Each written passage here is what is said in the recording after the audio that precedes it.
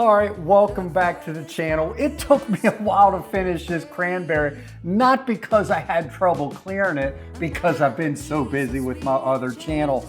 But look at this finished product. This has got to be on your list. I'm gonna show you how to get there. Let's just go, Todd, and fast forward or rewind.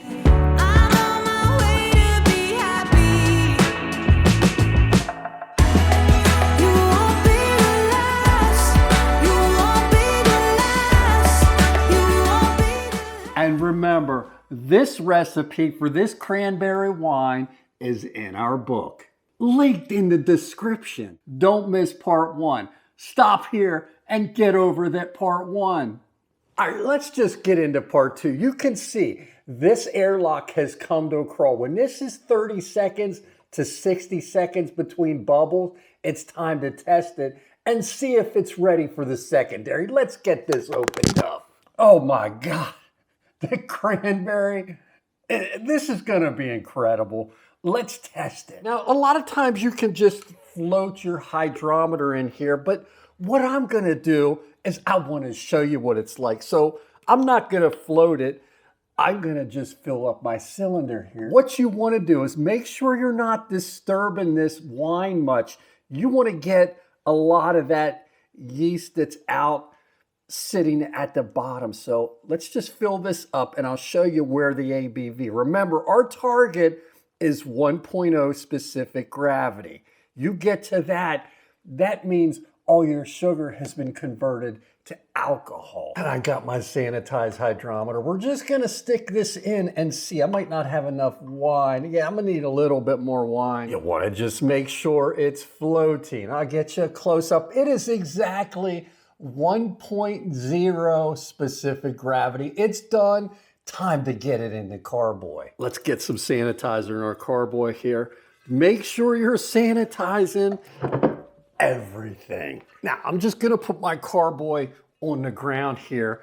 I got my sanitized racking cane, and what I'm gonna do, I'm gonna open this lid. All I'm doing is putting this racking cane, I'm gonna slide it beside that bag and get my other end down into my carboy like this. And we're gonna start this siphon.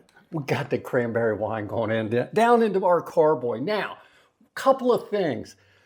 Don't stir this before you're racking it. You're just gonna get that dead yeast mixed back in. Don't squeeze your bag unless you're a little bit shy, that's okay. I got another video coming that's gonna talk about this mesh bag because I want to do a whole review on that. Just let this drip dry. You can lift it up a little bit, but what you might have to do is tilt it to get your wine enough to get out, to get in their carboy. It's filling up quick here. I think it's gonna be perfect, as most of my recipes usually are. But do you see the color of this cranberry wine? It is beautiful. Now remember, this cranberry wine is in our new book, Fermenting Flavor. We're just following along with the recipe, but I got my airlock on here. You wanna keep oxygen out at this point of the winemaking hobby, but you notice there's a slight problem.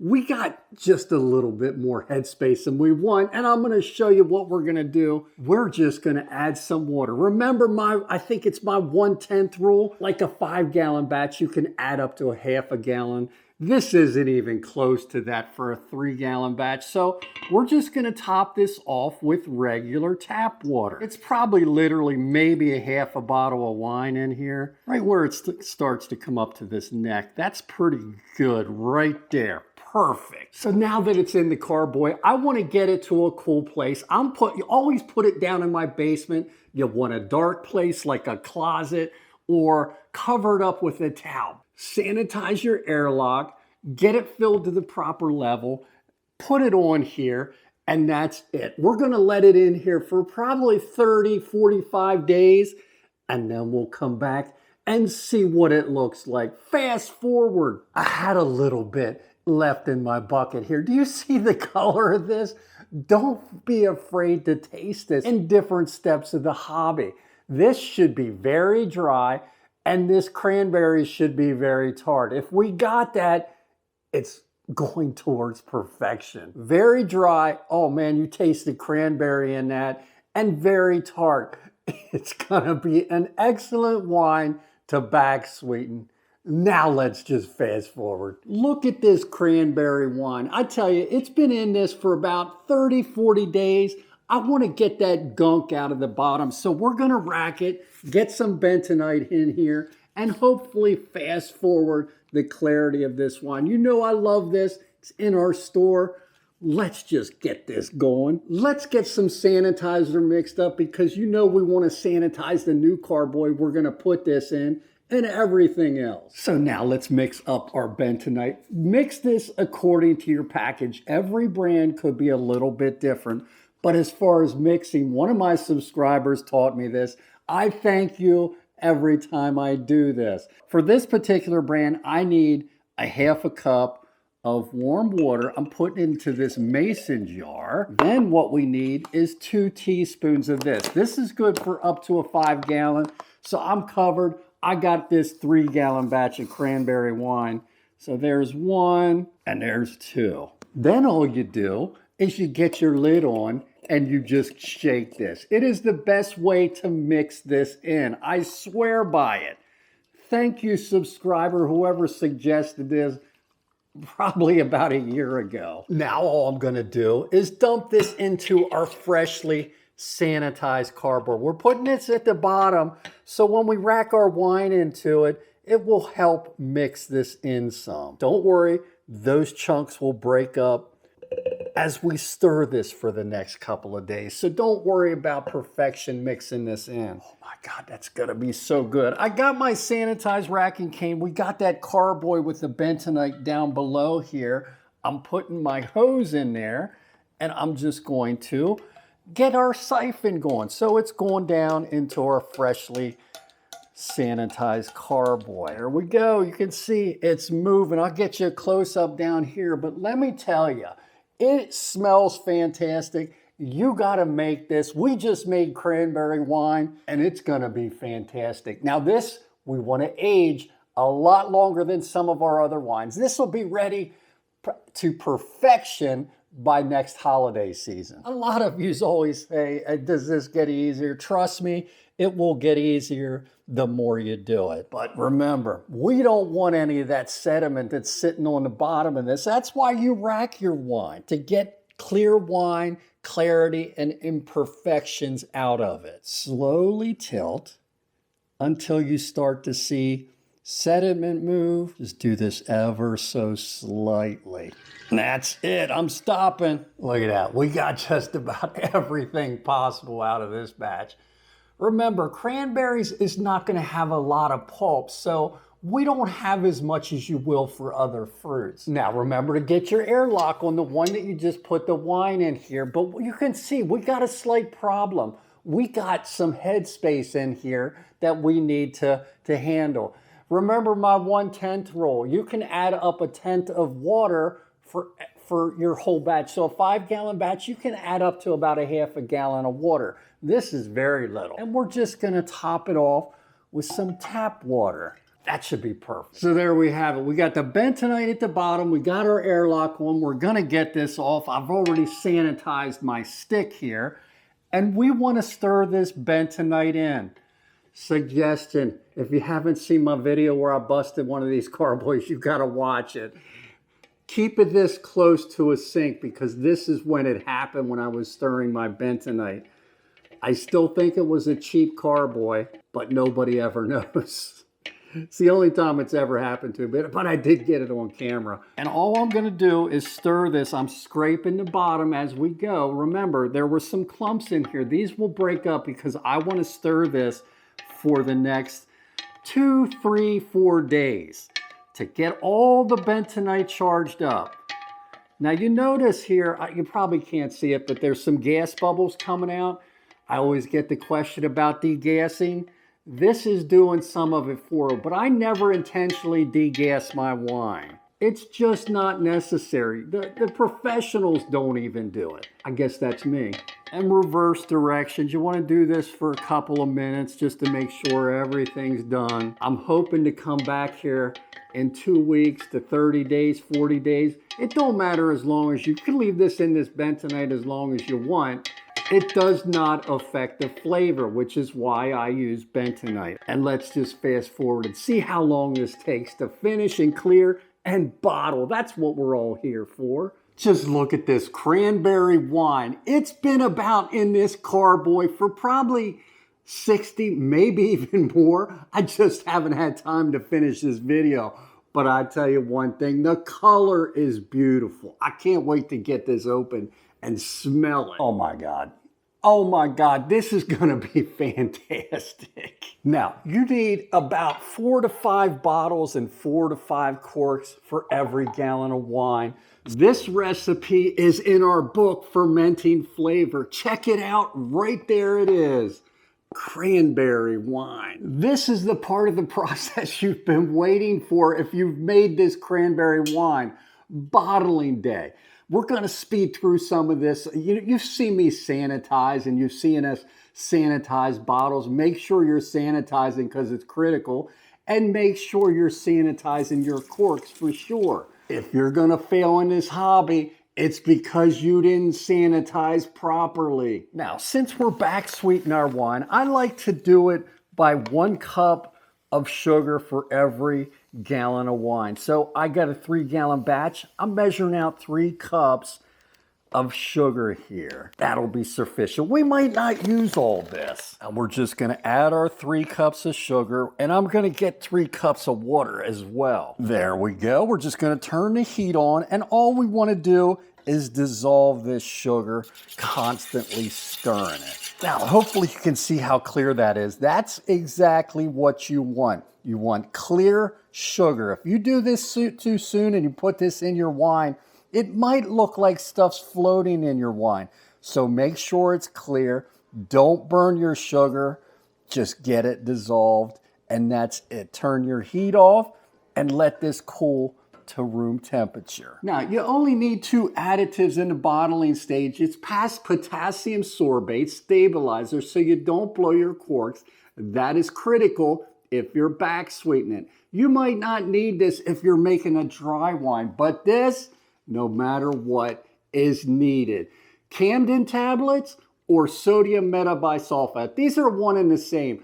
I like to use Camden tablets in sanitation up front, but I like to use the powder form when I'm back sweetening it. All right, it's time to rack our wine into our bucket. I like to put my additives in the bottom of here so it mixes as I'm racking the wine.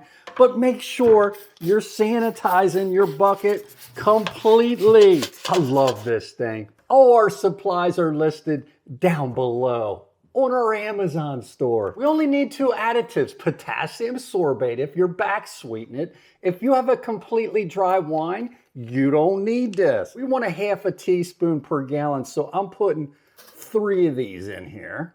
2, 3, that's it. The last and the most critical is Camden tablets. It's gonna stabilize your wine when it's in the bottle. You need 1 tablet per gallon, but I like to use the powder form when I'm bottling, so it dissolves a little bit better. So I got sodium metabisulfate. For a 3-gallon batch, you only need 1/8 of a teaspoon. This stuff goes a long way.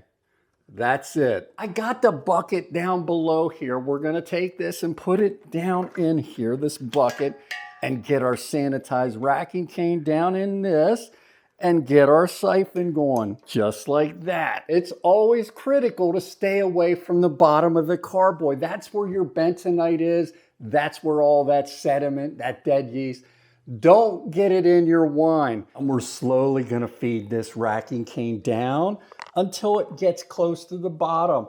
At that point, we're gonna start to tilt this a little bit. You'll see what I mean here. That's it, I'm stopping. See that? We wasted a little bit, but trust me, that's what you want. All right, the wine is in here. Keep it covered as much as you can. Remember, oxygen can affect your wine in this stage. Now remember, we got those additives in the bottom. I'm just gonna gently stir them in. Don't do this vigorously. We just wanna get a few flakes of that stuff in every single bottle. Now's when the magic begins. You get to taste your wine. Remember, if you just want a dry wine, you can just bottle this. This should be super dry. Taste it. as I'm gonna taste this. But I know where my wife likes it.